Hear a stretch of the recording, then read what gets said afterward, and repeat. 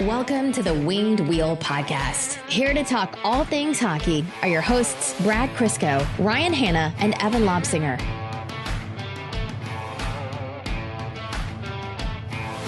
Okay, so we did expect Evan back this episode. He was stupid and got sick after a vacation. Highly convenient. Although I will say Evan leaving Rome as the Ryder Cup started was pretty surprising. I thought the whole marriage and getting married in Italy was just a ruse to go see a golf tournament, but he surprises us all the time. So Evan's not here. But what we do have here in the studio is, now that it's fall, courtesy of Mel, because she likes to theme the studio for us, it's not my doing, is Gordie Howe, our little Red Wings themed pumpkin with the number 9 on it. So for those of you who watch on YouTube, Gordie Howe is back. I'm very sorry about the pun, but it's too enjoyable to not keep bringing back. I love it, but I need to circle back to something already here, Ryan. I'm going to explain something, and I'm going to do nothing but repeat what you said, just in a different context, and then I think you'll understand why I'm doing that. Evan, who was in Europe on European time, while there was a Ryder Cup being played in Europe, and then he came back to North America, but his body was still on European time, conveniently couldn't show up today. In the evening on North American time after the Ryder Cup this morning on European time. Yeah. What, do you think he's celebrating the European win? I think he watched it at 3 a.m. and has been sleeping for the last 4 hours. Just set alarms to tell us, wake up messages, I'm really sick. What was the last message we got from him today? About 3 p.m.? Yeah, something like that. Yeah, that tracks, doesn't it? Oh, folks. Well, Evan may be suffering and or sleeping, but myself, Brad, and Gordie Howe are here to talk to you about Red Wings hockey. Folks, welcome to the Winged Wheel Podcast, here to talk to you about all things Detroit Red Wings hockey, the world of the NHL, the upcoming season, and lots more. I am one of your hosts, Ryan Hanna. I'm Brad Crisco. And Evan Lobsinger is away. Hopefully better for next episode, though. The people miss him. The people are sick of you and I. Same. And that's it for this episode. Yeah. On this episode of the Winged Wheel Podcast, we are going to be taking a look at the Red Wings' continued preseason as stories unfold. We get a little bit more of a look at the players playing. We become more and more impressed by a certain prospect and the Red Wings' best players. And whatever other storylines have come from those games, we'll also take a look at Red Wings prospects overseas. Don't look now, but Axel Sandin Pellikka is absolutely on fire. We are joined this episode by Daniella Bruce from the Detroit Red Wings. We're very, very happy to have her on the show. Her insights are always great, and it's a really good lead into the season to chat with Daniella. And today marks our Pacific Division preview, our specific Pacific Division preview, where we analyze the upcoming season in the Pacific, guess the order, are going to be completely wrong, and break it down team by team, and then some other NHL news before we get into overtime. First, we want to let you know, Winged Wheel Podcast Night at the LCA. It's an event hosted in partnership with the Detroit Red Wings and ourselves, the Winged Wheel Podcast, where we host a live episode of the Winged Wheel Pod at Little Caesars Arena before the Red Wings game. So that's Saturday, November 4th against the Boston Bruins. So that's going to be a great game. We're going to host a live episode of the pod. It's going to feature Ken Daniels and another special guest. We'll reveal that at a later time. When you get your ticket, not only do you get a discounted ticket to the Detroit Red Wings game, you also get a special officially licensed Detroit Red Wings and Winged Wheel Podcast co-branded beanie to prepare you for the winter, and you'll be decked out in style with the Red Wings logo and the Winged Wheel Podcast logo. You'll sit in a Winged Wheel Podcast specific seating section. You can sit in the gondola, which is the same view that Ken and Mick have when they call games. You can sit in the upper bowl, or you can sit in the lower bowl. A portion of the proceeds from every ticket benefits the Jamie Daniels Foundation, which is why we do all of this. You'll have access to the pregame live episode recording, which also includes a meet and greet. You can say hi to Ken and have Ken and Evan sign your things. And if you're so inclined, you can talk to me and Brad as well. You'll have an opportunity to get food and drinks. There will be merch, giveaways, prizes, and lots more. It's a fantastic event. The only catch is only the first 400 ticket buyers get that co-branded beanie. So make sure you get yours today. wingedwheelpodcast.com/Red Wings, or go to the link in the description. Again, that's wingedwheelpodcast.com/Red Wings, or go to the link in the description of this episode. Get your tickets today. They do go fast. And very quickly here, this podcast is made possible. Winged Wheel Podcast nights are made possible. Everything that we do on the show is made possible by our Patreon supporters. Patreon.com/Winged Wheel Podcast if you want to support the show. We'll tell you more about it later, but you get access to our Winged Wheel Podcast official Discord.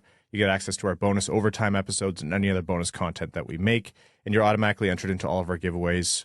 We're giving away 2 tickets to every Red Wings home game this season. The vast majority are going directly to our Patreon supporters. All of that and lots more. Patreon.com/wingedwheelpodcast. Before we get into the show here, I want to make a quick note. Chris Snow recently passed away at the age of 42. He's known to most, if not all, of the hockey world, but if you didn't know, Chris Snow was diagnosed with ALS and fought a incredibly admirable fight against what is a terrible, terrible disease. Chris was an absolute warrior through the entire process. His wife, Kelsey, was incredible in sharing his story throughout the entire process and had the entire hockey world behind Chris, rooting for him. He did experimental treatment and donated essentially his time and his body throughout this entire process for ALS research, and the impact of that is going to be felt for years and years to come. Chris's passing was devastating news, but again, in death as he did in life, also donated his body and was able to provide organs as well to save the lives of others. So Chris, the legacy he's left behind and the impact he's made, not just in the hockey world but the medical world, is nothing short of remarkable, and there aren't really words for it to describe it. So the entire hockey community sends love and condolences to the family, friends, and loved ones of Chris Snow.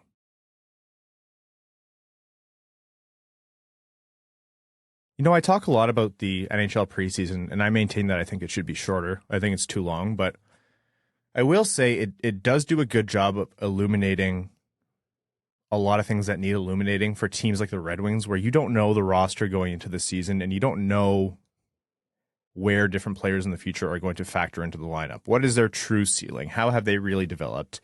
Is this looking like a good process for their development, or were we wrong about something one way or the other? So, it's not a coincidence, and it's not just because we're trying to pull a story out of thin air that we're going to open by talking about Nate Danielson for, the second, third episode in a row? Like, he looks good out there. Yes, and again, to reiterate the last few episodes, we should never make broad sweeping assumptions or whatever you want to call it during the preseason. So that's exactly what we're going to do right here when we declare Nate Danielson the best Red Wings prospect. Jokingly, but almost not. You know what I mean? He played in junior last year, and guys like Simon Edvinsson and Marco Kasper, though great prospects, we've seen them in a professional hockey setting before, both of them. We have not seen Nate Danielson in a professional hockey setting before this preseason, and this always gives you at least a glimpse of where is he relative to this level. And again, I understand most of the rosters he's playing are very AHL heavy, and it's worth repeating. The worst AHL team in the history of the AHL would demolish the best junior hockey team. So it is a huge step up in competition for him, and he's thriving. He is noticeable almost every time he's on the ice. He's got that rare, unique skill, and it is a skill, although it's hard to describe, where the puck seems to follow him. He's always involved in the play. And when he does end up with the puck, way more often than not, he is making a tremendous play with it. Most of the time, the right play, the simple play, but more times than you would think, a skillful, complicated play through a seam, or he finds a read exceptionally quickly. And I know it's only one preseason and they were taken in different drafts, but I would go so far as to say is he's comfortably separated himself from Marco Kasper to this point. And I still think Kasper's a good prospect. Mm-hmm. But, considering they're both top 10 picks, only 1 year apart, although I think they might be the same age because Danielson was the late birthday, I think Danielson is clearly a superior prospect, at least because we've watched them in the same rosters against the same competition this preseason, and one of them has been exceptional, and the other one has not been bad, but not been very noticeable. And I think that just comes down to the offensive instincts, because we know what Marco Kasper's good at. 200-foot player, super gritty, skates well, is always trying to get involved in the play, but he doesn't seem to have that it factor that Danielson possibly has and looks to have, of just, he always has the puck, follows him around, and he's always making plays. Yeah. So it's been, I wouldn't say a bad preseason for Marco Kasper, so I'm hoping nobody takes it that way. I'm just using it as a benchmark for how good Nate Danielson has been in this preseason. And circling back to one of our Patreon exclusives where we did prospect rankings, and I said, I don't know about best or worst prospect, but Danielson is the most important prospect in the Red Wings' future. I still maintain that, and he's doing everything he can to live up to that billing. Yeah, you're right that Kasper's only 5 months older. He was born in April. Nate Danielson born in late September. And that sense, like that kind of awareness that you only really see, I shouldn't say only, but often really see with more mature players, it comes with time in the NHL. And for him to come out of junior and to do this in an NHL preseason, it is incredibly impressive. And it's not just us noticing this. I think the most common mention we got over the past week or two has been, can Nate Danielson play in the NHL this year? Yes, he can. The CHL-NHL agreement precludes him from playing in the AHL, but he can play in the NHL or the CHL, so he can go back to the Dub or stay with the Red Wings. But yeah, the most common note we've gotten is Nate Danielson looks like the real deal, and he looks like he's ready way sooner. And if you think back to the draft, I know a lot of people are saying, were we wrong about Danielson? I don't think this is, I don't want to say not unexpected, but this isn't outside of what Danielson could have been. And we talked about that when he was drafted, which was he should be ready sooner because he's a late birthday, and the style of game he plays, if he is as the Red Wings thought he was when they drafted him, should translate into the NHL a bit sooner. What is really good, and the surprising part of this, is that all of that seems to be coming into play here. Like Nate Danielson is already displaying his offensive instincts. He already does look comfortable at the NHL level. He's not sticking out like a sore thumb in the bad way. And further, like you mentioned, Brad, he's noticeable out on the ice. Preseason isn't hard to stand out in, but often you get good players who just don't do much in preseason, and it's not a knock on them. I'll throw 1 point back at you. How many other players in the Red Wings have stood out in this preseason that aren't named Larkin, DeBrincat, or Raymond? No, that's that's the point I'm about to make. Is like you can be invisible through most of a preseason, and it doesn't make you a bad player. Like good NHL players just don't have great preseasons, and that's fine. But if you stand out in a preseason where really the only other players doing it are the captain of the team, the most important player on the team in Moritz Seider, the new star scorer in Alex DeBrincat, and a handful of others, and then you're Nate Danielson and you're doing it, like that is good for him. I think you might have said this last episode, or you might have said it off air at some point, but I wouldn't be surprised if we don't see Nate Danielson in a Grand Rapids Griffins jersey. It's too soon to make that declaration, sure, but let's say he goes back to the CHL this year. If he trends as he has been trending so far, and I'm getting way ahead of myself, and that's fine. It's our podcast. We can do what we want. I would not be surprised to see him make this team out of camp next year. Yeah, he does have the advantage of being the late birthday, which, going back to one of the points you started with there, was the concern with him leading into the draft. I don't think anybody ever watched Nate Danielson's game and went, that's bad. No. Most people were pretty positive about Nate Danielson, but it came with the risks of a late birthday on an awful junior team with not the counting stats you would want. Now, were those counting stats a result of a bad junior team, or maybe just the offensive ceiling wasn't there? Pretty quickly, Danielson's telling everybody, no, it was the supporting cast. I did what I could. Yeah.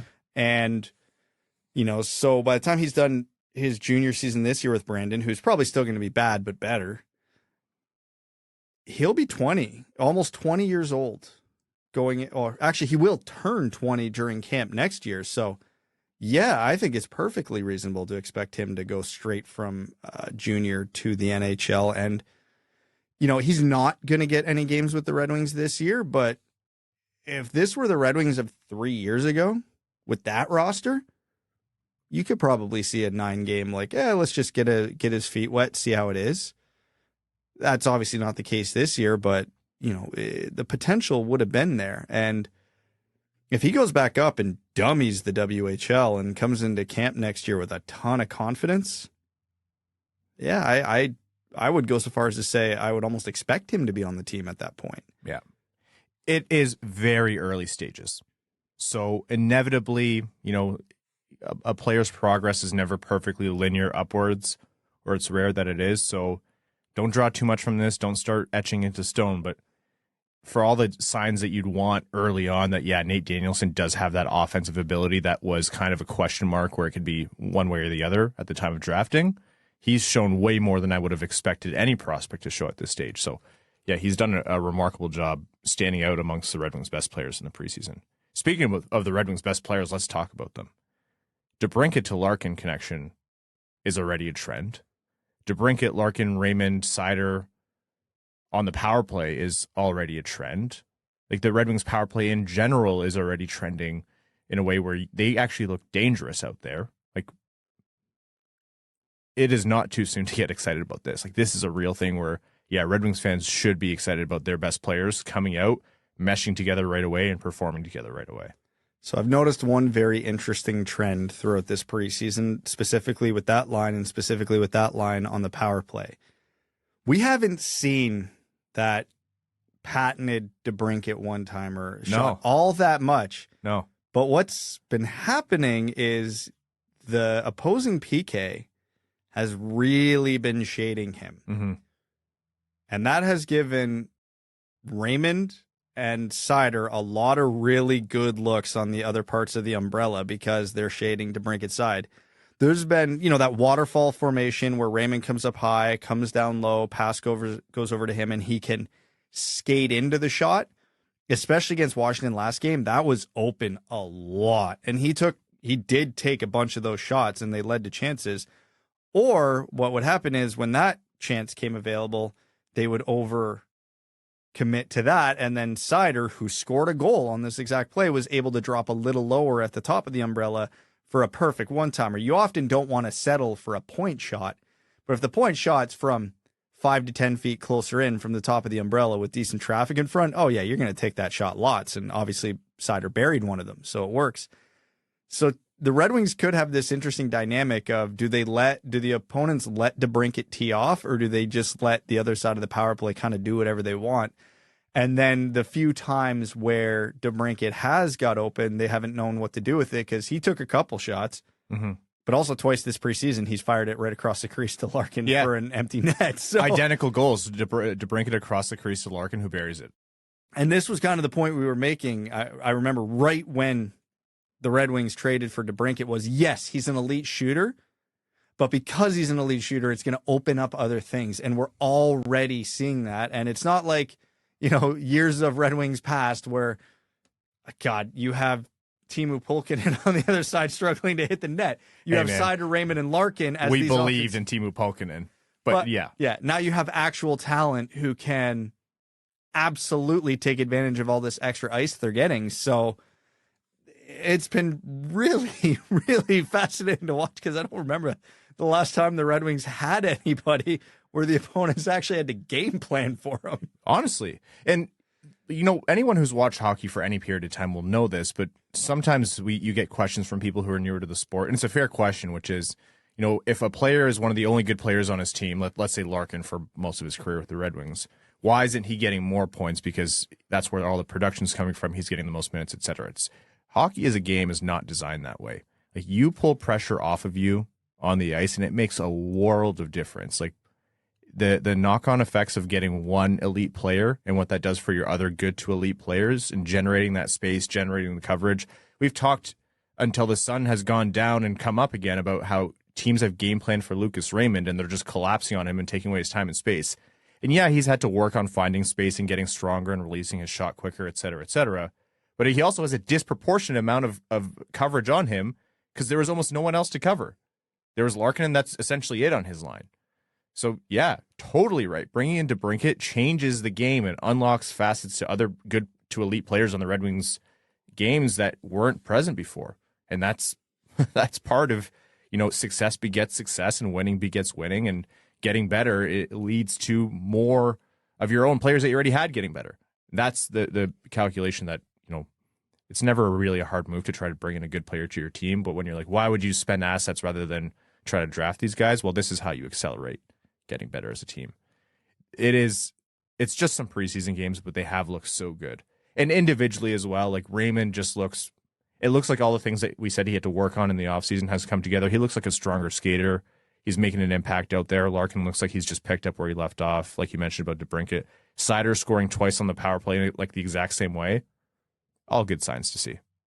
1,000%. Whatever Mo Seider's goal total is this year, take the over. Yeah. Because again, I'll take that. The early indications are, because that's the whole point of a power play. You can only cover so many people. And it seems like teams are shading the half walls more than the top of the key. And Seider is more than happy to tee off when that happens. And same vein as DeBrincat on offense, Gostisbehere on defense on the power play as well. Yeah. Cross Hanas had himself a good game. Yeah, he did. I thought, he's a player, we've said this in the past, but when he was drafted, like high skill, unsure if he'd make it, but if he did, it looked like he might be a guy who'd be able to make an impact in the NHL. Still undetermined on whether or not he'll be able to actually make the show, but he had himself a good game, and it's interesting to watch him start to be noticeable in the preseason now. He's in the mix of guys who are on the fringe of the Red Wings. The Red Wings have 1 million third liners in the system and on the team. Yeah. But people still have to win those spots for this year, next year, and for the next 5 years. And, is Cross Hanas eventually going to be in the same tier as a Soderblom, Berggren, Veleno? Yeah, maybe. So if he can start, catching up now, that's not a bad thing for his future. And, Berggren and Soderblom didn't have bad games, but they weren't noticeable. Mm-hmm. Hanas had a few noticeable moments. So, little things like that aren't going to set the Red Wings' trajectory for the next 5 years, but every viewing is a viewing, and eventually they start adding up. So, no better time to start than the present. And as injuries pile up and as players are either traded or, let's say he outcompetes Soderblom for a spot or whatever, like this is the kind of thing, like this is where that path starts. And we've said a million times, it's not just the first and second round picks that need to hit on this in this draft, or it's not just the first round picks, but second, third, and fourth rounds and onwards. You're going to need to find some NHL players out of those. So hopefully he continues on that path forward.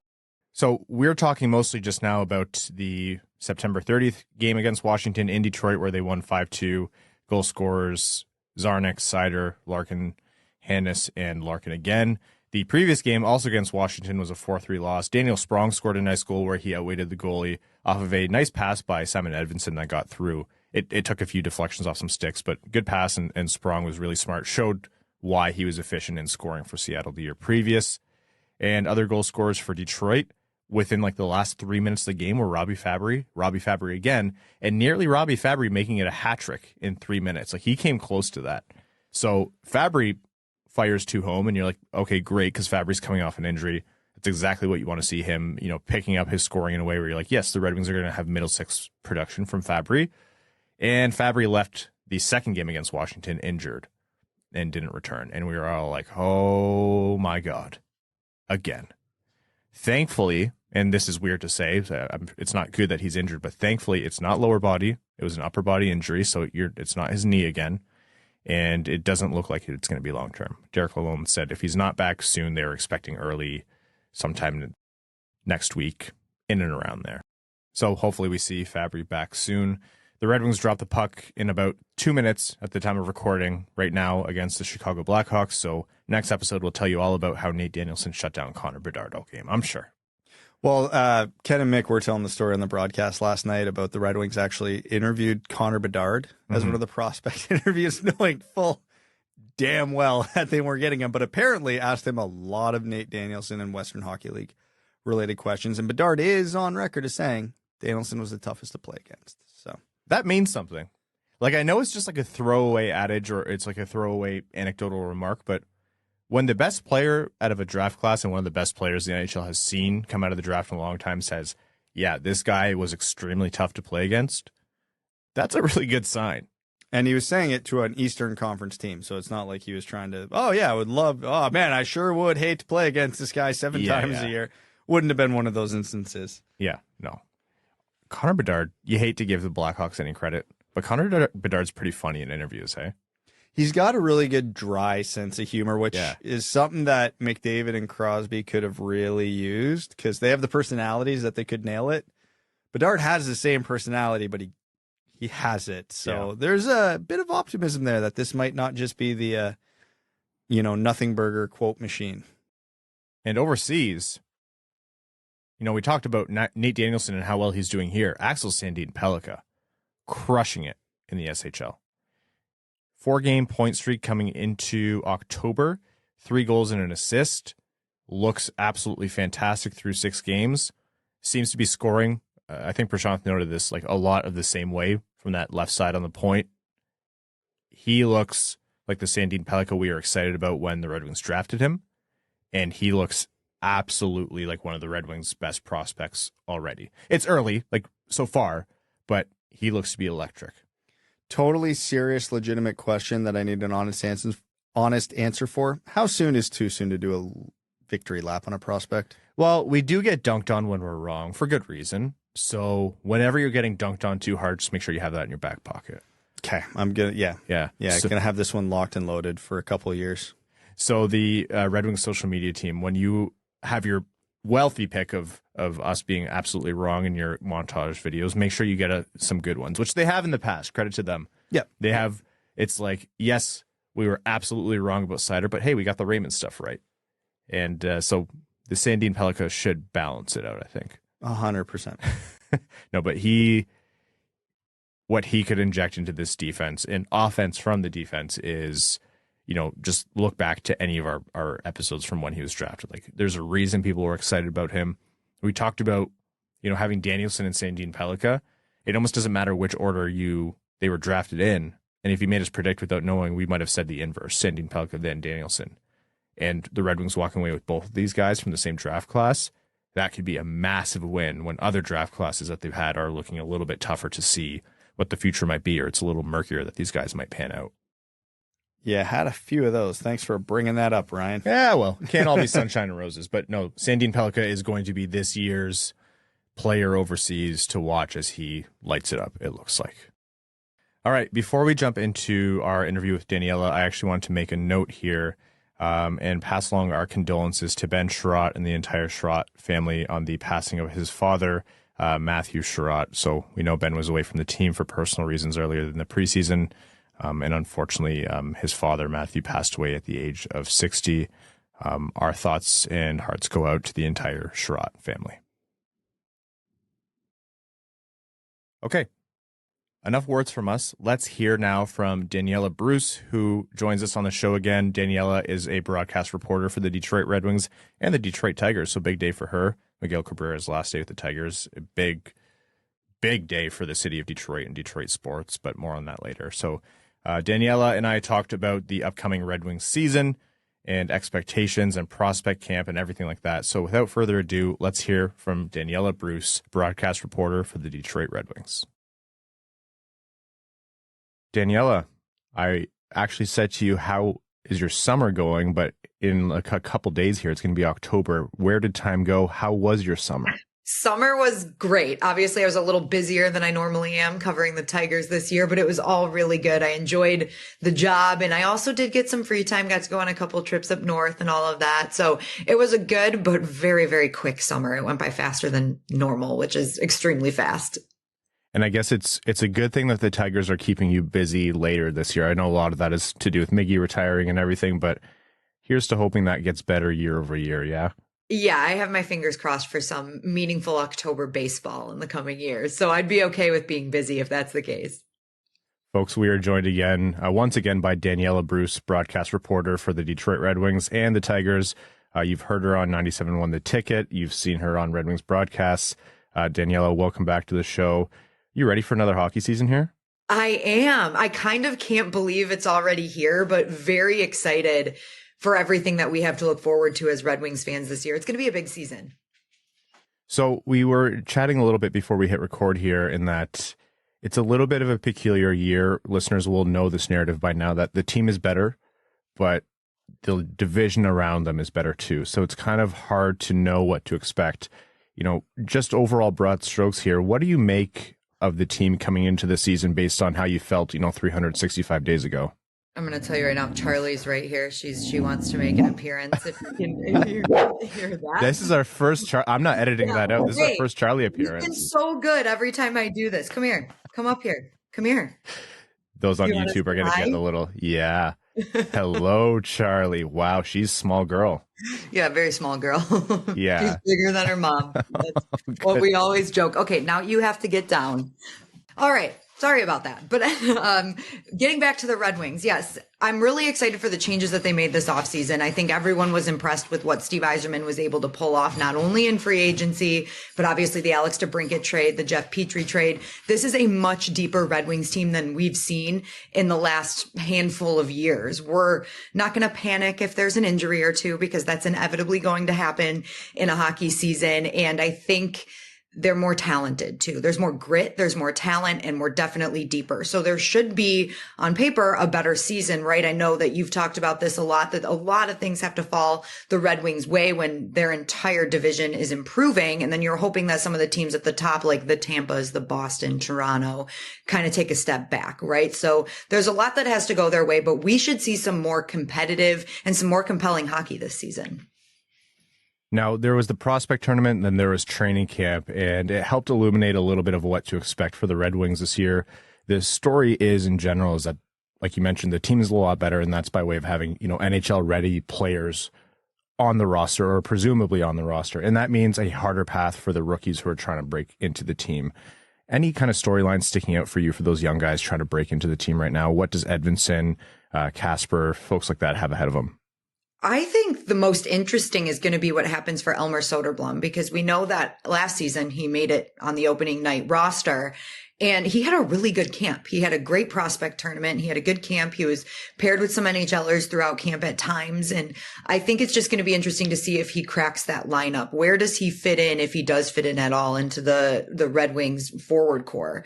You don't want to bring him up on the team if there's any chance that you're going to scratch him, right? So that's not going to happen. And is it a better fit for him to start in Grand Rapids? Is it a better fit to bring him up? So that will be an interesting one as the preseason continues. I think we'll get a better look at where Elmer stands. But Simon Edmondson is another one that I would consider maybe one of those bubble players because of the moves that Steve Yzerman made. We talked about that depth. Is it better for Simon Edmondson to just go to GR and season himself a little bit more and then maybe get the call up somewhere throughout the season? Or does he start in Detroit? Those are the two that I would really, really watch, though. I fully expect that a guy like Marco Kasper is going to start the season in Grand Rapids just to see how he adjusts there, how he plays there, because we saw him only for one game in the NHL last year, which he was good in. He was definitely good, but I think he's going to need some time in GR to get fully ready and fully NHL ready.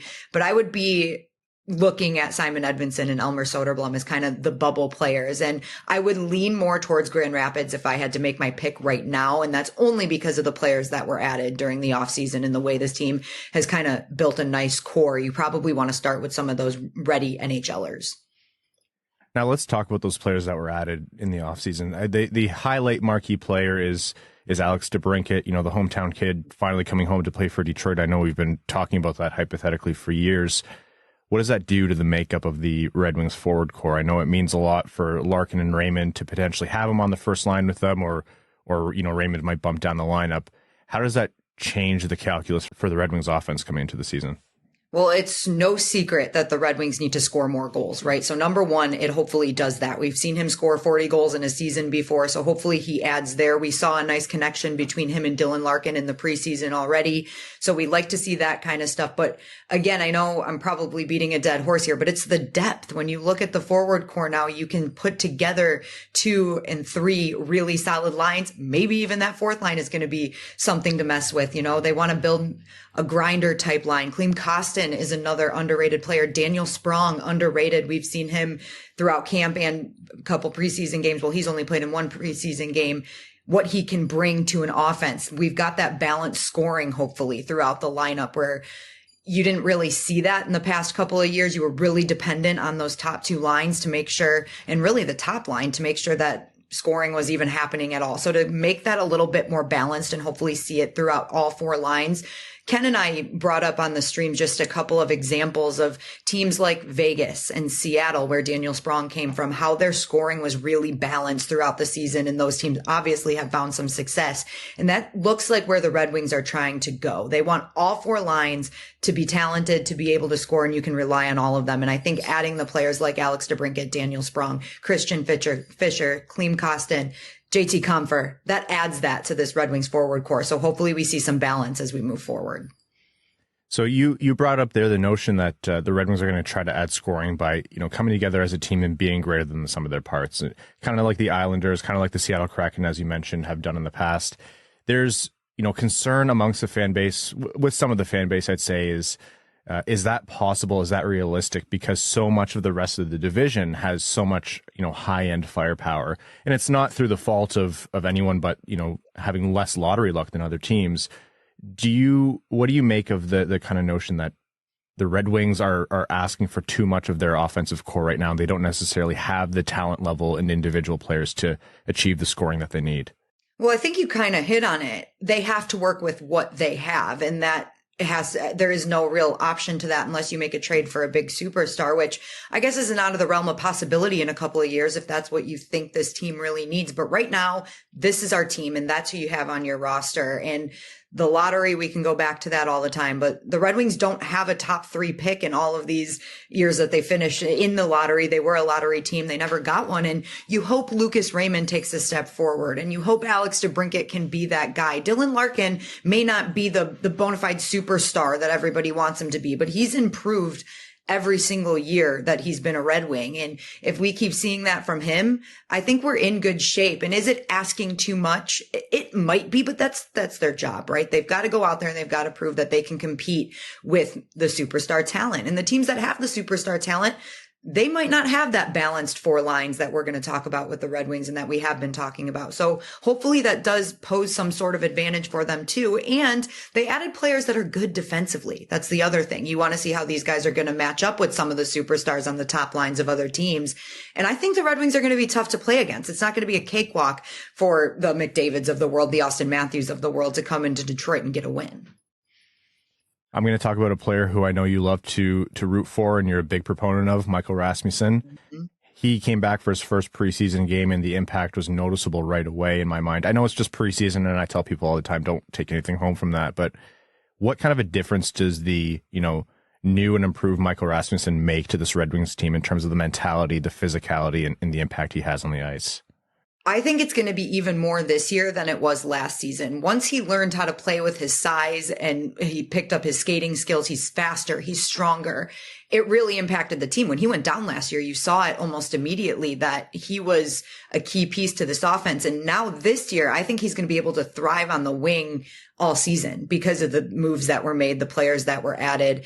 And that's where, even though there's still some chance he could play center, but with this lineup, I think he's going to get that time on the wing. Derek Lalonde has alluded to it, that he's going to play on the wing, and that's where he thrived last year. So I think the impact from Michael Rasmussen is not only going to happen, but it's a key to the success. We just talked about not having that superstar. You need your players, your homegrown developed talent to take steps forward this year, and Michael Rasmussen is included in that mix. I know I mentioned Lucas Raymond. Those are key guys that we need to take that step forward and play to the ability that we know that they can for this team to be successful. Now, you mentioned Rasmussen on the wing, and part of that, being allowed is because they have so many players who can play center. Mm-hmm. Joe Veleno is competing for one of those 4 center spots. And even though he just signed a contract, it's not necessarily a given that Joe's going to be on the team this year. He's going to have himself a good preseason, and hopefully things shake out his way. What do you think Joe Veleno has to do this season to kind of cement his spot as part of the Red Wings' future? Joe Veleno is one of those guys that plays hard. He always plays hard, and he is noticeable when he's out there. But I think he has to prove that he has the skill. He can score a little bit more, because that's the type of player that they drafted in Joe Veleno, and he hasn't quite gotten to that point. But the speed and the strength is there. So I just think he needs to refine his skills and show that he has a little bit more than what we've seen out of him in the past couple of years. It is a very interesting, obviously it's only a 1-year deal for him. So this is a big season for Veleno. I think he just needs to show that he can play a more well-rounded game rather than just that grinder 4th line role that we saw him in last season. And another player who's kind of competing for, I don't want to call it a fringe spot, but one of the sparse spots on the team, Jonathan Berggren, obviously a talented player, came in and made a splash last year.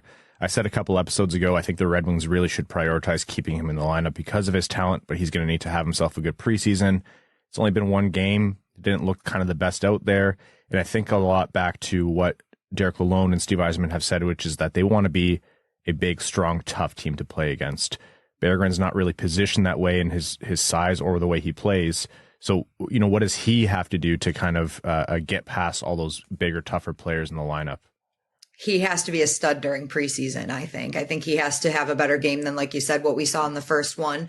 But again, it is just preseason. You can't put too much weight into that. The decisions I'm glad that I don't have to make are where you put these guys, right? Because what is super beneficial for Jonathan Berggren himself? Like, is it him going to Grand Rapids and developing a little bit more? Or is it sticking him into the lineup maybe in a bottom six role and having him learn here at the NHL level? And those, like I said, are decisions I don't have to make. And you have to decide as a management staff what's better for him. The thing that he needs to do is prove that it's clear he belongs in the NHL. And I think he does. I think you're right. I think it would benefit him more to be here. But again, some of those additions we made this year, like the Sprongs, Costins, Christian Fischer, all these forwards that are added to the mix, it makes that decision a little bit more difficult. But I don't think, again, and I say this all the time, I don't think anyone should look at it as a bad thing or that the player isn't good or isn't developing if they end up starting the season in Grand Rapids, because we've talked about it a ton already. There are some real solid NHLers on the roster now. So who's a player who we haven't talked about so far who you think is going to be integral in the Red Wings' potential success this year, like a depth player or someone who maybe could have a dark horse performance this season that could really move the needle for them?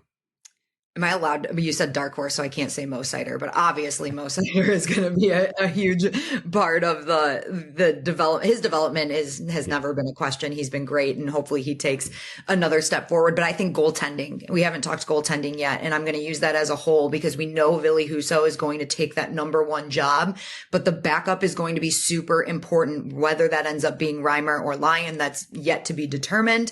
But you have to assume that this backup will probably take 30-ish games. We saw Husso hit that 50 goal mark and his performance slid a little bit. But again, that's his first year taking on that workload. He was under a lot of pressure and there was a lot asked of him as a first year number one goaltender. So hopefully he improves a little bit and he's a little bit stronger and he has the endurance to go a little bit longer. But let's expect that 30 game mark from your backup goaltender.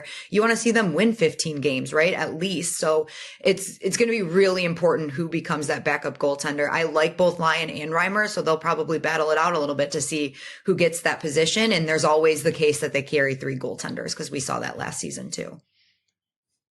Okay, so I'm not going to ask you to predict, where the Red Wings are going to finish in the division. Obviously, we'd love them to finish higher than everyone's expecting, but let's work with the hypothetical that they do improve, but so does Ottawa and Buffalo around them, and they kind of stay where they are.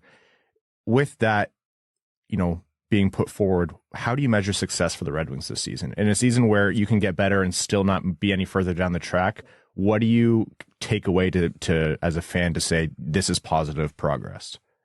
You need to compete all the way through the season. I think we need to be in March talking about, are the Red Wings going to be in a wild card spot? Are they going to make the playoffs? And hopefully they're better than that. I'm not saying that it's not possible because we know that it is. Anything can happen. We've seen stranger things in the NHL. This team is better. They are just in a very, very tough division. When you look at the Tampas, Boston, they're going to take a step back, but obviously they're going to take a step back after the season they had last year. How big is that step back? And we've talked about the improvements of Buffalo and Ottawa, and then you've got Toronto as well. So their division is stacked.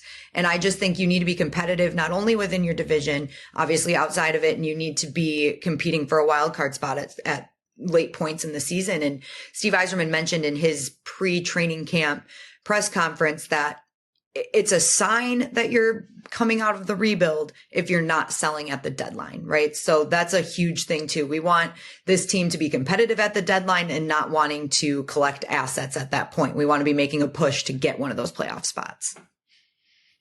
Now, Daniella, you've obviously been with the team for a long time. We've been doing this for a long time. I've always said that those few weeks to a month last year where the Red Wings kind of controlled their playoff destiny just changed the way I thought about the team. Because the thought before was you rebuild, and you don't go until you have all the assets you need. And then once you get that taste of winning, I don't know, it's like you feel the buzz in the building and you feel the buzz in the fan base and you're like, no, you need as much of that as you can. As early as possible. What do you make of that? Having, you're more tapped into the team than I think anyone else. So what do you make of that? I think it is 100% real. Everything that you just said, the players feel it. The coaches feel it. Everybody feels the energy that surrounded that team. What was that like? mid-February or end of February. So around that area where they were before the Ottawa games, right? Before those 2 Ottawa games, and they were pushing and they were making it interesting. And they're like, okay, it's still possible. You're chasing that wild card spot. They even sat in a wild card spot at one point. And David Perron, who's a veteran on this team, obviously, and has the experience, has the cup experience, has the playoff experience. He kept reminding the young players about that feeling, what it felt like to chase the playoff spot, what it felt like to be in that, what the energy was like. And a lot of times you hear players say, oh, we don't really talk about the standings. We don't look at the standings all that much. But David Perron made it a point to, let's remember this feeling. Let's know that we want to get back here. So it's big for them. And I think it's something they're going to be talking about at the beginning of the season. And especially with all the young players that we have, the taste of that, the experience in that, you're going to want more of it, right? So let's just hope that they can take those steps forward and make that a longer feeling this season. You obviously are more tapped into the dressing room, and you obviously talk to Derek Lalonde and Steve Yzerman. Does it fuel them at all to know that, you know, outside punditry or meatheads like us, we're looking at the team saying, yes, they're better, but it's going to be a tough road. Maybe 6th or 7th in the division is the best that they can do. Does that kind of drive the team and piss them off a bit? I think it does. I don't think anybody wants to read preseason predictions that they're at the bottom of the division again and that everybody's already writing you off and that it's maybe a wild card spot at best. Nobody wants to really hear that. And I also don't want that to be the measurement for the Red Wings this year at the same time. So it's kind of a weird balance right there, because I feel like that's where they're at too. Who cares what everybody's saying? We can prove everybody wrong and be the best that we can be. And maybe that is good enough to take a top 3 spot in the division, or maybe that is good enough to solidify a wild card spot early in this one, but maybe it's not. And that's also okay. So it's a very fine line for them, I think, because they're trying to coach this team as play better defensively. Let's start to score more goals. Let's take the steps to being a better team. And at the end of the year, when we look at this season, we want to say we were really competitive. And it's not out of the realm of possibility that that's a playoff team this year. Pretty much what this is all adding up to is that this should be an exciting year one way or the other. And this is actually one of the first seasons where I think the Red Wings have real tangible expectations, and they have to build on something successful from the year previous. So there are stakes now for the first time in, 7-8 years. So it's going to be interesting to watch. You're going to be a big part of that, Daniella. Can you let the listeners know where they're going to be able to see and hear you for the upcoming season? Yes, definitely. So this year, if you listen to any Tigers games on the radio, I'm sure you heard me in my reporter role with Dan Dickerson and whoever the color analyst was for us. Obviously, Jim Price, we lost him earlier in the season, which was really a sad moment for all of us, all of Tigers fans. But Andy Dirks has been filling in and doing a great job. So getting to work alongside those guys and serve in a reporter role has been absolutely incredible. And I'm going to do the same for the Red Wings alongside Ken Kell and Paul Woods this season. So on 97.1 The Ticket, you will hear me, or wherever you're listening to in the state of Michigan, all the affiliates. I will be on there with them. And then I'll also keep you guys updated online as well. I'll be doing all my digital work that I've done with the Red Wings for years. So that's not going anywhere, but a new addition to the radio broadcast, which I'm really, really excited for. Well, thank you, Daniella. We're going to be chatting plenty this season. Absolutely. But for now, thank you for joining the show. Folks, at Daniella Bruce _ on Twitter or X, whatever you want to call it, Instagram as well. Daniella, thank you so much to you and to Charlie for joining the show today. And let's have a good year. Yeah, Charlie really wanted to make her Wing Wheel Pod debut. So yes, you guys all got that. But thank you so much for having us, Ryan. All right. And that was our conversation with Daniella Bruce. We had that conversation on Friday. And obviously, since then, she's worked the entire weekend with the Tigers, covering Miguel Cabrera's final games with the Detroit Tigers. And his last one actually wrapped up just as we started recording here. So congrats to Miggy on an incredible career, 3,000 hit club, 500 homers. He's going to be missed, although it is cool to see that he's going to stay with Detroit in their front office. That was actually, it was a pleasant surprise to see that. So, man, that's... eras are ending in Detroit sports. I think Prashant texted. He did. The longest tenured athlete in Detroit right now, Dylan Larkin. Is that not 27-year-old Dylan Larkin? Is that not absolutely insane? I don't know what to make of that. It's not good. It's definitely not good. It's a little scary. It makes me feel, I think 20 more hairs just went gray just hearing that. I remember covering Larkin's entrance into the Red Wings. Like, we talked about that on this podcast. Oh, boy. Anyhow, let's... Wow. Hold on. Are we the most tenured thing in Detroit sports right now? No. He was drafted before we started, but he didn't Ken and Mick play. Ken and Mick are the most tenured thing in Detroit sports right now. That's fair, yeah. Yeah, Ken and Mick are the most tenured. So the most tenured things in Detroit sport, we should probably figure that out. So Ken and Mick are number 1. Yeah. Misery is number 2. And then us. Yeah, we're somewhere in there. Yeah. That feels about right. I think we're in misery, though, technically. It's like 2A, 2B thing. Yeah. When we hit that decade mark, we're going to really feel old. We're only like a year and a couple months away from that. Oh. Congratulations, we think, on 10 years of the Winged Wheel podcast? Question mark. All right, let's jump into our Pacific Division preview because this is getting depressing. The Pacific Division, as we mentioned with the Central, which was last episode, is an interesting one because there's a few teams who are standouts in terms of, they're still in their heyday. If you had to pick anyone out of this division, these are the teams that are going to lock up the divisional seeds, maybe some cup contenders in there, but the Western Conference as a whole is kind of wide open. Like, a lot of players can make plays for a third divisional seed or a wild card spot. So let's take a look at the Pacific Division, and let's start with the Anaheim Ducks because that's an easy one-ish. Interesting team, very firmly in the middle of a rebuild. They don't have Trevor Zegras signed. How? Why? I could do a 20-minute about how absurd that whole situation is. But yeah, he wants a bridge deal, and you have infinity cap space. Pay the man. Yep. Yeah, they added Alex Killorn, who I think just broke his thumb or something like that. Yep.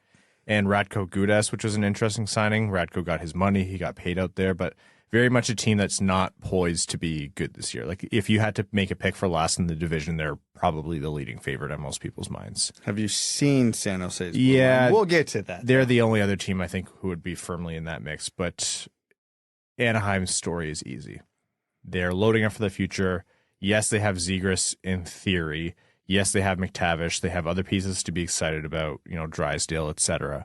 But as of right now, they're probably not going to be a team that's going to factor into anything this year. It's very much like a much lighter Connor Bedard-less version of Chicago.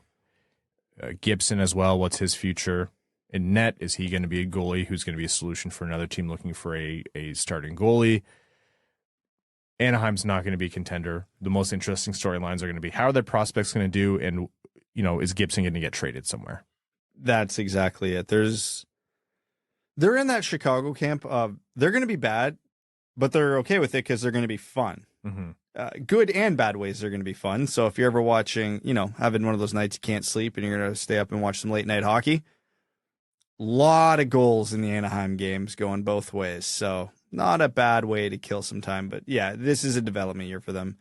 They need Zegras, McTavish, Drysdale, Leo Carlson just to show them that this could be the makings of a core for the future, which they should be, assuming they have contracts. But yeah, that's their entire season. If I'm a Ducks fan, I would not care about anything else. Yeah. It's fun to watch. Like, it is good for them that they have fun players like Troy Terry as well. I don't think we mentioned. So yeah, fresh off it. He got his bag. He did get his payday. I will say the whole Pat Verbeek being, he was a former assistant GM with the Red Wings. He came with Steve Yzerman over from Tampa Bay. He's been referred to as Yzerman Light. Grinding, we'll talk about Zegras later, but the whole grinding every player thing, watching it from the outside in, I wonder if this is what other teams and fans think about the Red Wings, where they grind their own players internally. So we'll see. It almost makes you wonder how the Seider and Raymond negotiations are going or will go. So the Larkin contract probably saves the Red Wings a little bit of face versus what's going on in Anaheim. Yeah. But then again, you can make the argument about the Troy Terry contract as well. So, tomato, tomato. Other team that is poised to be last in the division and will be fighting Anaheim, the San Jose Sharks. Very much having to turn things around. Traded Erik Karlsson, so that's obviously a massive loss. Their 100-point player. But overall, this is not a team they're going to be among the league's worst and will be, vying for the Celebrini draft lottery. Off the top of my head, I'm not 1,000% sure who their goalies are. Kakinen and Blackwood. I could not tell you what their top pairing on defense is going to be. Ferraro will be there. Yeah, Mario Ferraro is probably the only capable defenseman on this team. Might be like Benning or Ruda or... Yeah, this is good God. And I heard Logan Couture's hurt. So, and they traded Timo Meier. They still have Tomas Hertl. They have Anthony Duclair, who I like. Hoffman. Who's definitely getting traded at the deadline. Yeah. Hey, how can we forget Philip Zadina? He might be on their first line. Yeah. William Eklund as well. Rookie. How much can you really expect from him? These guys might be historically bad. This could be a rough year. This could be the worst defensive team in the modern era of the NHL. All the makings of it are right there. No goaltending, no defense, no Selke contenders up front. Like, this could get bad. And they don't even have a solid prospect core. Like, Anaheim fans have a reason to watch. Mm-hmm. If you're a Sharks fan, what are you doing this year? This is like the Red Wings when they were old, bad, fresh out of it. San Jose's going through it now because they're fresh out of the playoffs, old and bad. Vancouver Canucks, one of the most entertaining media markets to follow. What's going to happen to that team? You're always like, what's going to happen in 3 years to the Vancouver Canucks? Elias Pettersson is going to need to be paid. Quinn Hughes is captain now. They brought in Soucy. They had Filip Hronek last year. They traded for him. He was hurt most of that time, but how's Hronek going to fit in there? The team's not devoid of talent, but it seems like they're always paying to play at a level that they can't actually play at. They're going to need to show that they can be competitive if they want to keep Pettersson long term. They're running out of control over that contract. So it's going to be a big year for them, and I don't know how well they're poised to perform in that division. We know mostly what Vancouver is as a team. We know they've got the superstar up front in Pettersson, the offensive dynamo on the back end in Quinn Hughes. Trade be what it is. I do, for their roster, like the additions of Filip Hronek and Carson Soucy. Their depth is still a problem, but I think the big thing for Vancouver this year, above all else, is because I think they've got like a mediocre to okay roster, but they have a potential star in net. And Demko obviously didn't have the year he wanted last year between injuries and just never looked right. But Demko has the capability of being a star. Mm-hmm. And if Pettersson is Pettersson, Hughes is Hughes, and their depth is at least adequate, this is a team that could make the playoffs. Because again, they have difference makers. They're almost the inverse of what the Red Wings are, where the superstars at the key positions are set and they have not much around them. Not that they're devoid of talent, but like, you all know what I mean. But I'm curious to see what Vancouver can do this year, because I think fairly or unfairly, it almost entirely hinges on Demko. Podkolzin's an interesting player too for their depth. I think if he really pops off, that changes the game. I agree with what you said on Demko. One of the things that drives me insane the most about hockey fandom is that once a great goalie has an off year, which find a great goalie who hasn't had an off year, people write him off. It's like Demko is an all-world talent when he's on, and we've seen it. You can't write him off this early. With Pettersson, I'm watching him so intently. At the end of this season, he is a restricted free agent still with arbitration rights, but in Vancouver will be looking up to buy up, UFA years in there too. He's going to be an expensive player, man. And their timing on this one's interesting too, because it's not like they're signing him this past offseason. He's going to come in once the cap increases start too. It's going to be a pricey contract. We should hope Vancouver goes off a cliff this year, right? Oh, absolutely. Because then Pettersson won't want to be there. Exactly. And the Red Wings are at that point. They need to take a swing. That would be the blockbuster of all blockbusters, and it's the one where it's not so crazy it just might work. It's so crazy you have to try. If Pettersson goes to Vancouver, I am not signing anything longer than what walks me directly to free agency. If I hear that and I'm Steve Yzerman, hey, Vancouver, whatever you want. Yeah. Elias, whatever number you want. Yeah. It's also like we're moving more into an era where star players and superstar players are empowered to control their contracts, and everyone's going to be pointing to what Austin Matthews did in Toronto. Not that everyone's Austin Matthews. There's very few who can do that, but still, they're going to say he got his money and he got his term and he got his control. I want all three as well. Yep. If Pettersson does become available, and again, before everybody starts flooding our mentions, however unlikely this actually is, if Pettersson goes, I want $11 million a year for 5 years, and then I want another, you do it. Oh, you do it. You don't think twice. You do it. You don't even blink on your way sprinting to the printer to print out that contract. Yeah, 1,000%. The Seattle Kraken, a team that really came together last year in terms of being greater than the sum of their parts, was among the best, if not the best in the league. They're going to be an interesting team to watch. Matty Beniers up front has been a revelation. He has been poised to be great since he was drafted and was in his rookie season. Are they going to continue to get support and depth scoring? Obviously, losing Sprong isn't great considering the fact that he was so efficient in a depth role for them. Other departures are Soucy, which is notable because Soucy was really strong on defense for them, Morgan Geekie, etc. But what do you make of Seattle? A team that's done smart pickups like grabbing Tolvanen from Nashville and other moves. Like, it's hard to write them off just because they lost a little bit of scoring. Some of that should be counterbalanced by the natural progression of Matty Beniers going into his second year. But they had what felt like an unsustainably high shooting percentage as a team last year.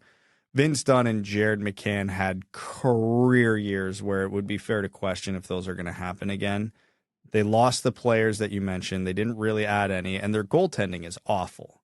If there is a team with every hallmark for regression, this is it.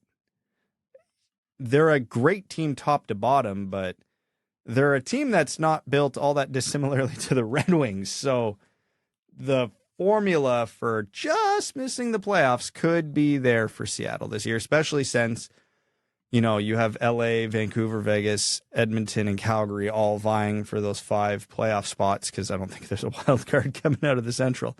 And they might end up being the 6th of those teams, potentially. A team that's the inverse for me is the Calgary Flames.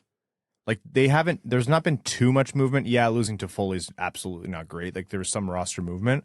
But that's a team to me where, had they gotten halfway decent goaltending from their goaltender who was capable of a lot more earlier on in the season, it wouldn't have been close for them making the playoffs where, last year they missed. And I don't think they should have. Not that they shouldn't have, but like, they were a much better team and they just got sunk by goaltending with all of their problems. Obviously, new head coach, new GM. The problems in the locker room are hopefully resolved if you're a Calgary Flames fan. But this is a team to me that has way too much talent. They have Markstrom is way too good of a goalie. And they have goaltending depth behind him. I don't know. I see this as a team that's going to regress back to the mean in a positive way. Yeah, exactly. Markstrom had an uncharacteristically down year. So did Lindholm. So did Huberdeau. Say what you want. Losing Daryl Sutter might be addition by subtraction. I think it is. Like, it very obviously affected the room to the point where the exit interviews were like, fire this guy, please. Yeah, 1,000%. So, I guess the inverse of Seattle is probably the best way to put it, because all the earmarks of, hey, this team should get better just naturally. Didn't they have some kind of record, too, for losing? This is the one. They set the NHL record for losing games in games which they outshot the opponent. Jeez. So, again, all the signs that, hey, this team is actually better than what they were are there. Yeah. It's going to fall down to Jonathan Huberdeau. That's a 100-point player who very obviously didn't mesh with his new team last year, didn't produce not nearly at the rate he should have. There's more talent there. Even if you think he's not truly a 100-point player and he just benefited from a strong Florida offensive team, et cetera, there's more to him than what the Calgary Flames saw. So whether he's deployed differently, asked to play a different role, or just meshes better with his teammates, if he goes off, you have to think the whole team follows suit. Next team here. Let's go LA Kings. LA, a lot of people are taking LA to win the division, actually, which is interesting. But this is a team who's making moves, and LA has been making moves for a while. The way they've kind of controlled their rebuild has been really interesting. Like, they decided when they were coming out of it, and it's almost worked. Like, Kopitar now has another shot here to win a cup. They brought in Pierre-Luc Dubois when we all thought he was going to Montreal. What are they doing with Quentin Byfield? Well, probably moving to the wing just because of all the centers that they have. They brought in Deneau previous to the season. Like, they have a roster where you're like, yep, this should be a playoff team. Should be. But I'm not sure I'm ready to write them in as a playoff or a division winner quite yet. You've seen that meme of the horse drawing where it's this like immaculate horse and it's this beautiful drawing, and then they rushed the last third of it and it's just like a caricature. That's the Red Wings roster, the Kings roster, until you get to the goaltending. Yeah. Like Cam Talbot, you're relying on Cam Talbot in a year where you're expecting to be a cup contender. I'm sorry, have I missed something? Phoenix Copley, is that actually who they're going to be leaning on? Kopitar's older, Drew Doughty's older. You know, obviously Pierre-Luc Dubois is a good player, but they had to give up a lot to get him. So Velarde's gone and Iafalo's gone. They lost Jersey to Arizona. Well, they got rid of him, but still. I don't think this team's better. I don't. They made the playoffs last year, and they're a good team, and I probably figured them to be a playoff team again this year, but I don't think they improved. I think they got older. I think they got weaker at several key positions. No secret on this podcast, I'm not the biggest Dubois fan, and I don't think he is what they think he is. Maybe with a little stability and consistency, he could pop off this year. Who knows? But yeah, I think they're a solid team, but I don't think they're anything special. I think they're a good team, and I actually do like Dubois, especially if he's not asked to be the only productive center on their team. That center depth, like Kopitar, Dubois, Deneau, are any of them like absolute superstars at this point in their careers? No. Maybe if Kopitar was 10 years ago or whatever, but that's a solid lineup. You add in Fiala, if Byfield works on the wing, like Kaliev, Kempe, etc. Like Arvidsson, I forgot, is on LA. Like, oh yeah, they're good. They have the firepower. Their offense, their defense, it's good. It's good. Like, don't get me wrong, but goaltending is awful, and they're in a strong division. The Cup champs, the Vegas Golden Knights. This is a team that's going to have Jack Eichel, who seems to be back in form. They are coming back with a lot of players that they had previous. Riley Smith is gone, though. Laurent Brossois is gone. Jonathan Quick is obviously with the Rangers now, which a lot of people forget. Kessel's gone. Rangers fans are hoping to forget that, too. Yeah, they are. It's not... The memes have been funny in the preseason, and that's pretty much the only productive part. But they haven't added a lot. So are they going to be able to come back and do the same thing? Or have they paid the price for their cup win? It's mostly the same team. I think the question with Vegas this year is simply the questions, because I'll put two out there. How healthy is Mark Stone? Yep. And is Aiden Hill a 50-game guy? Yeah. I think that's what it comes down to, because the roster's loaded. They're still going to be unreal. They're still one of the cup favorites. And their question marks are valid, but not as significant as other teams. Yeah. It's hard to write them off in the division, though. I have to imagine they're performing amongst the best in the division. Oh, 100%. Poised. And I'm a huge Jack Eichel fan. I think people who wrote him off were way too quick to do it, and he proved a lot of people wrong. By all rights, he could have won the Conn Smythe. It was a close battle between the two. Connor McDavid's Edmonton Oilers. Is this the year, TM? It has to be, doesn't it? I feel like we've said that every year. Right, but this year, I don't particularly love Stuart Skinner. I don't particularly love Jack Campbell, but you got to think you're going to get enough decent games between them to be a really, really good team. Their defense actually has some depth. Darnell Nurse is massively overpaid, but he's still good. Evan Bouchard's really good. Don't even know if Broberg's going to be able to crack the lineup at this point, which is, a testament to them actually having some depth. Their offense is unreal. Mm-hmm. And then they added Connor Brown for basically nothing. Obviously coming off an injury, so who knows what he actually is. But, they were a loaded team last year. They're a loaded team this year. They get some goaltending and consistency. They're going to go as far as Connor McDavid will take him. Yep. They stay healthy. There's no reason why they can't do the exact same things they've done, last season and in previous seasons in terms of actually winning when you're like, oh, but it's all going to fall on the shoulders of McDavid and Draisaitl. Yeah, these are two of the best players on the planet. Connor McDavid's the best player the sport has literally ever seen in its lifetime.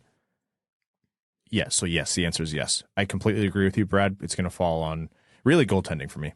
Can they get the goaltending where on the off chance that there's an injury or someone gets shut down for a game, the goaltending can bail them out. That's going to be the difference maker. So, I mean, yeah, Skinner was asked to do a lot last year where I think a goalie in his position, it just was never going to shake out in their favor. Campbell has to come back and be as talented as he's displayed he can be in the past. Is he that goalie? I don't know, but that's their solutions right now. They could be worse off than having those two for sure. So I have a hard time not picking Edmonton to win the division. And on that note, let's do our projected standings. I'll go first. I have, it's, hot takes here. Edmonton winning the division. Vegas, the second divisional seed. I have LA, but I think Calgary will be close behind. I really am into the Calgary resurgence this season.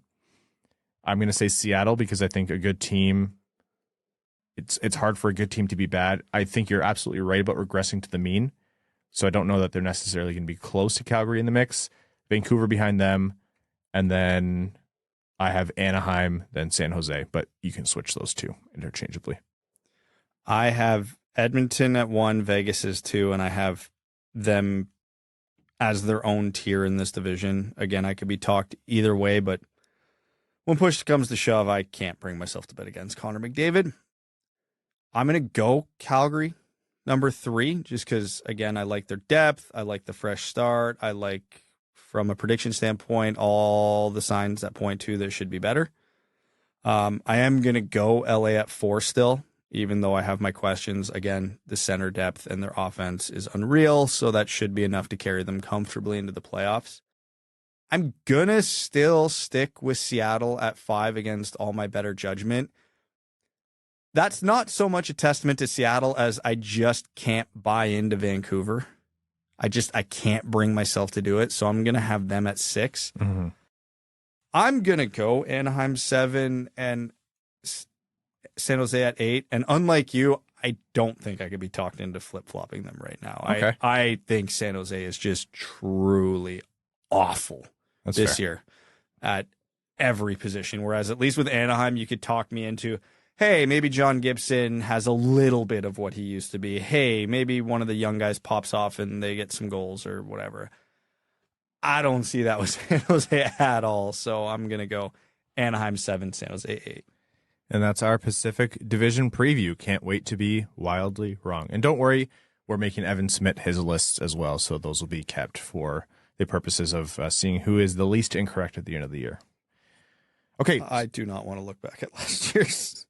Quick notes from across the NHL. We talked about Zegras and we talked about Pinto on previous podcasts and on this one. Ottawa and Pinto are still far apart, and we're not talking like 4 and 9 million. We're talking like 1 million versus 2.5 million. Ottawa's in a cap bind, and they need Shane Pinto, so tough. And Anaheim has the room for Zegras, and it's Pat Verbeek, grinding to get the best value, but they're running some risk here, both these teams, right? For completely different reasons, but yes, Ottawa fancies themselves a playoff team this year, as they should. They've hit the gas, you got to do it eventually. So you're going to have a critical part of your team at the center position just not playing? Because what? They don't want to waive or trade Matthew Joseph or pick another third, fourth line, bottom pair guy that's making some money? Yeah, you don't want to give away a decent player for nothing. But if you're upgrading the player you're putting into that slot, aka Shane Pinto, it's still a better bet for your playoff chances. I'd feel bad for them, but they created this own cap mess on their own, so they have to find a way to resolve it. They didn't sign all these contracts completely unaware of what would happen with Pinto when they ran out of cap space. They knew. So they knew that they should have had a plan for a way out of it. And the fact that whatever that plan is hasn't been implemented yet is insane to me. Yeah. So I don't know. I don't get it. Ottawa should be a much better team this year, and they should be competing for a playoff spot. And the fact they're letting this just ride, yeah, it's confusing to me.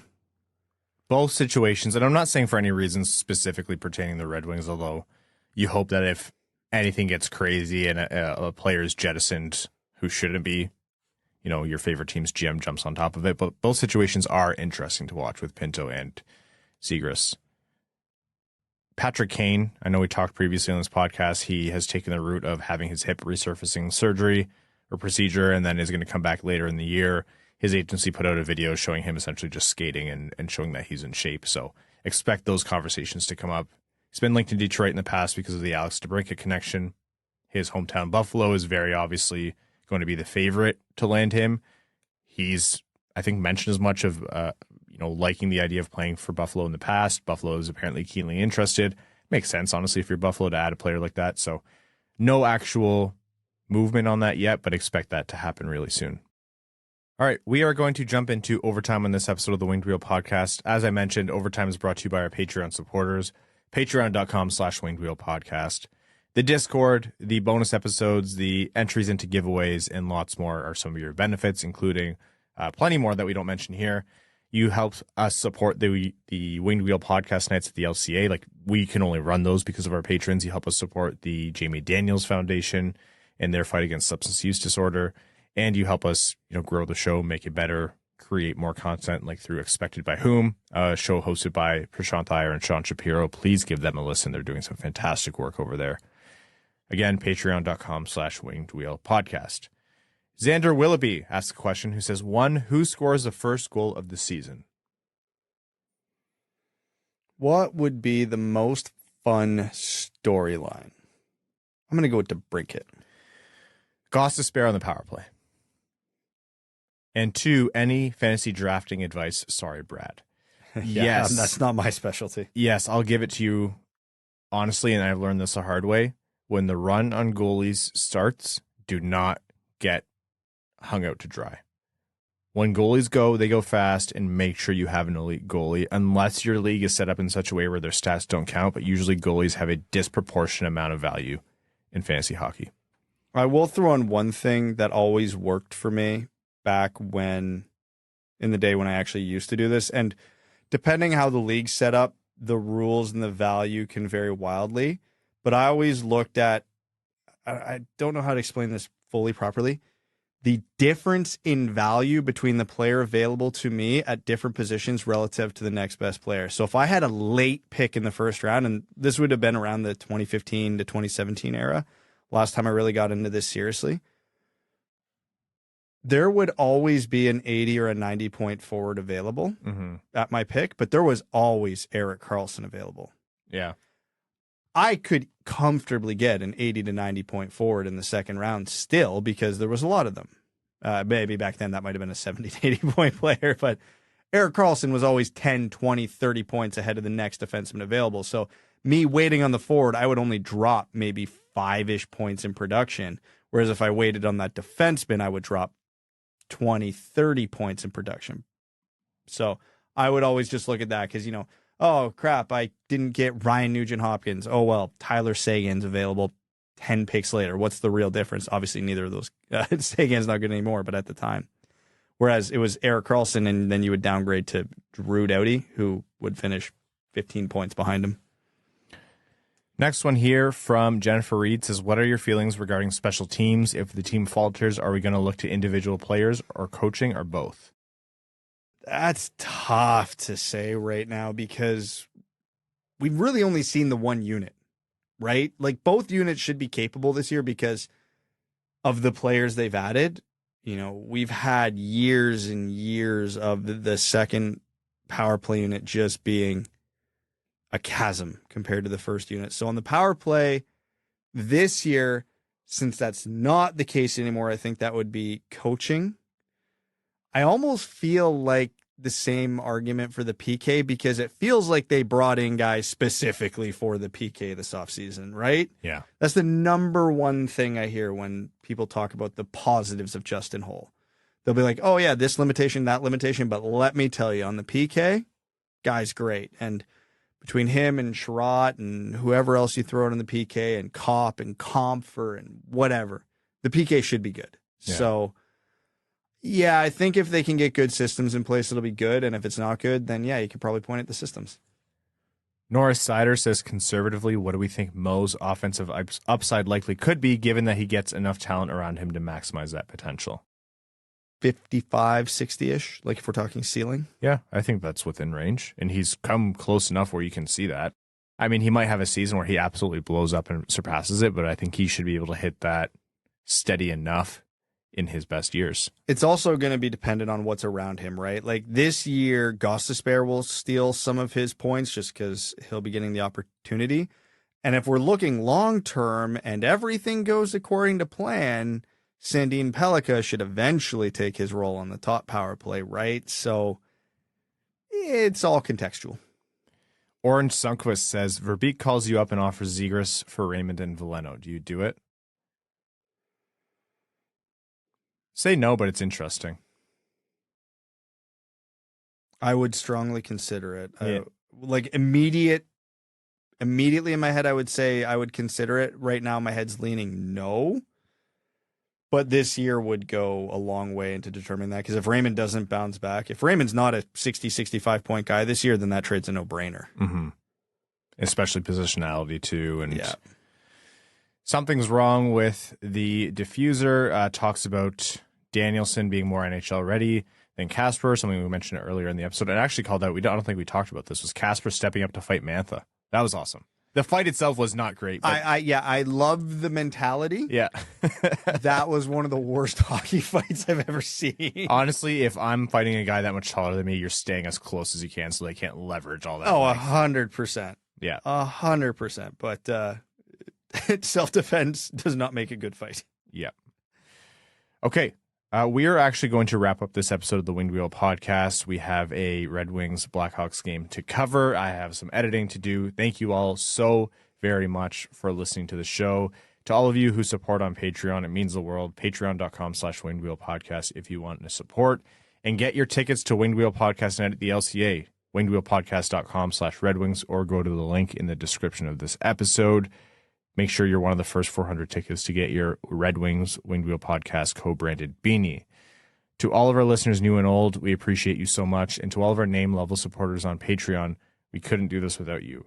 Arjun Shanker, Yves Bartels on behalf of the Sarah Grand Foundation, Aikfer, Samuel Soderholm, Icon, Brad's Lord and Savior, Bradley Cleveland, Glenn Brabham, Croner's Left Knee, Everybody Loves Raymond, Sea Lion, Keenan O'Donohue, Yanni Burgers, Meals on Wheels, Matthew M. Rice, Admiral Matt S. of the Cheesebag Navy, Brad owes me a beanie, Brian J. Bauer, Buck the Suck Eyes, Carl Brutana Nanolewski, Citizen High Five, Clip Clop Nene, Connor Scovey, Cooking with Kosa, Coyote Season Tickets and Anywhere But Tempe, Denny's Gamer Girl, Derek Enstam, DJ Denton, Exquisitine Buble Schwinslow, Give Blood Fight Probert, Hockeytown Love, Hockeytown Matt, Hassam Al Qassem, Jay Gollum, Jacob Turner, Joel Miranda, Kalen Wood, King Tone, Marcus, Marlon Winchester, Matt K. Cannon Fodder to the Cheesebag Army, Matt McKay, Michael Edlund, R.A., Red 3, Ryan Hubbard, Scott Martin, Scree and Lube, That's What I Appreciate About You, Wellman's Elite Dancing D,